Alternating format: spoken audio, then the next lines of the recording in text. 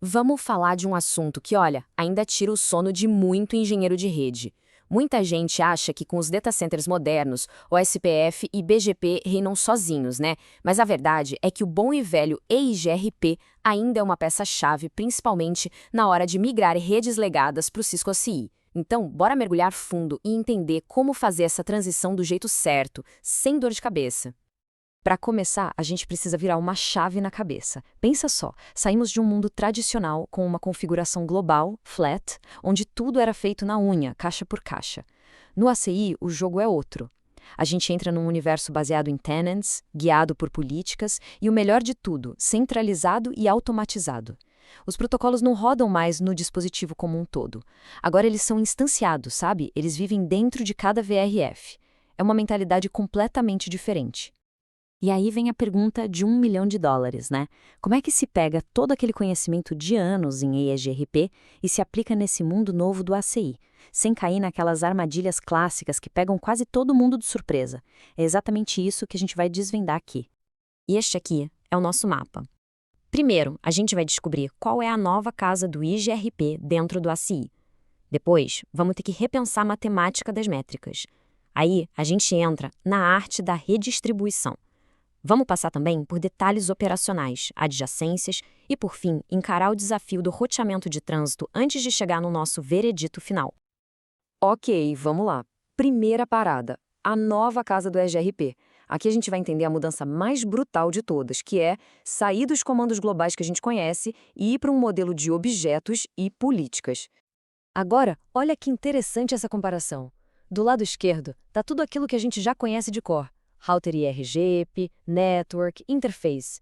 Agora, olha para a direita. No ACI, o processo IRGP agora mora dentro de um tenant associado a uma VRF. O número do AS fica num tal de Node Profile. E os detalhes da interface, como os timers de Hello, isso agora é uma política, uma IRGP Interface Policy. Acabou aquela história de configuração global.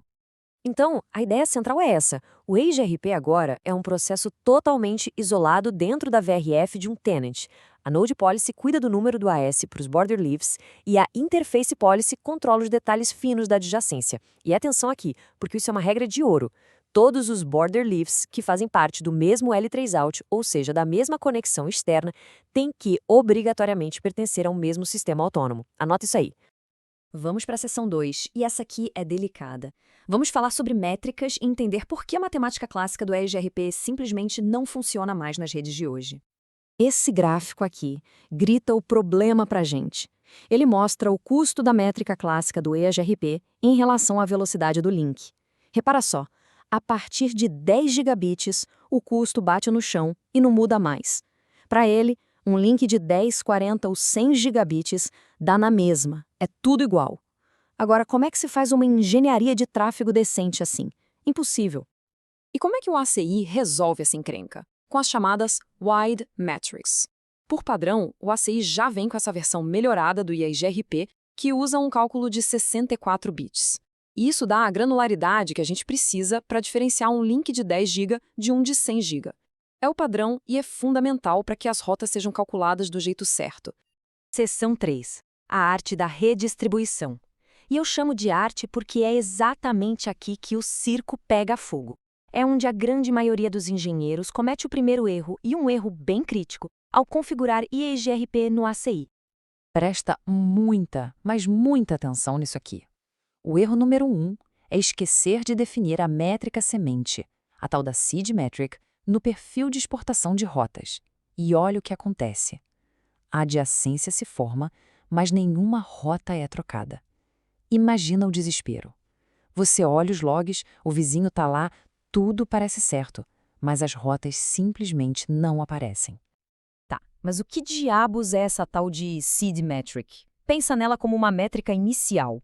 É um pacote com todos os valores que o EIGRP usa para calcular rotas, largura de banda, atraso, confiabilidade e por aí vai. O ACI precisa que a gente defina esses valores para ele poder carimbar nas rotas internas, como as subredes dos bridge domains, antes de anunciar para o mundo EIGRP. É diferente do OSPF, que se vira com o custo padrão. No EIGRP, se não tem métrica, a rota é considerada inalcançável. Fim de papo. E aqui está o desastre acontecendo em câmera lenta. Passo 1. O ACI tenta exportar uma de suas subredes. Passo 2. Como ninguém configurou uma seed metric, ele atribui uma métrica infinita. Passo 3. O vizinho EIGRP recebe um anúncio, olha para aquela métrica infinita e pensa, essa rota não serve para nada. Passo 4. A rota nunca, jamais é instalada na tabela de roteamento do vizinho. Ok, saindo da teoria e indo para a prática. Seção 4. Vamos falar de adjacências e de alguns recursos avançados. São as melhores práticas para o dia a dia da operação. Anota aí umas dicas de ouro. Primeiro, adjacências com VPC. O roteador lá fora vai enxergar os dois border leaves como vizinhos independentes, perfeitos para balancear a carga com esse MP. Segundo, e aqui tem uma pegadinha, a interface passiva. A lógica é invertida. Para parar de mandar hellos, você tem que marcar a caixinha Passive Participation. Terceiro, BFD. É a melhor prática para detectar falhas em menos de 1 segundo. E por último, Stub Routing. É muito, mas muito recomendado para proteger a CPU dos border leaves, basicamente dizendo para os vizinhos, ei, não me manda perguntas difíceis. Agora, o jogo fica um pouco mais avançado. Seção 5. O desafio do roteamento de trânsito. É aquele cenário em que a gente usa o Fabric ACI como uma ponte para conectar dois domínios EIGRP diferentes. Vamos seguir o rastro de uma rota para entender o que acontece. Ela chega do roteador A via EIGRP no primeiro border leaf. Lá dentro, ela é redistribuída para o protocolo interno do ACI, que é o MPBGP. O BGP carrega essa rota pelo Fabric até o segundo border leaf. E lá, ela é redistribuída de novo, só que agora de volta para o EIGRP e finalmente anunciada para o roteador B. Percebeu? É uma dupla redistribuição. E aqui, pessoal, tá o pulo do gato. Ou a armadilha, dependendo de como se olha. A métrica EIGRP original, aquela cheia de detalhes, se perde completamente no momento em que a rota entra no MPBGP. Quando a rota sai do outro lado, ela sai com a seed metric que foi definida na política de exportação daquele L3 out de saída. Isso pode bagunçar toda a seleção de caminhos na sua rede externa, então tem que ser planejado com muito, muito cuidado. Ufa! Chegamos na reta final. Hora do veredito do engenheiro.